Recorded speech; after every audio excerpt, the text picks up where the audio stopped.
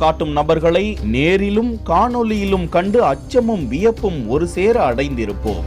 ஆனால் சென்னை வடபழனியில் உள்ள தனியார் வணிக வளாகத்தில் 50 வயது மதிக்கத்தக்க நபர் ஒருவர் அந்தரத்தில் தொங்கியபடி வண்ணம் பூசும் காட்சியை தான் தற்போது காண்கிறோம். கட்டிடங்களில் வண்ணம் பூசுவதற்கு ஹைட்ராலிக் லிப்ட், உயரமான இரும்பு ஏணிகள், ஸ்ப்ரேயர் என்று வந்துவிட்ட இன்றைய காலகட்டத்திலும் வாடகை பணத்தை மிச்சப்படுத்துவதற்காக ஆபத்தை உணராமல் பணியாளரை ஈடுபடுத்திய செயல் அதிர்ச்சியை ஏற்படுத்தியுள்ளது.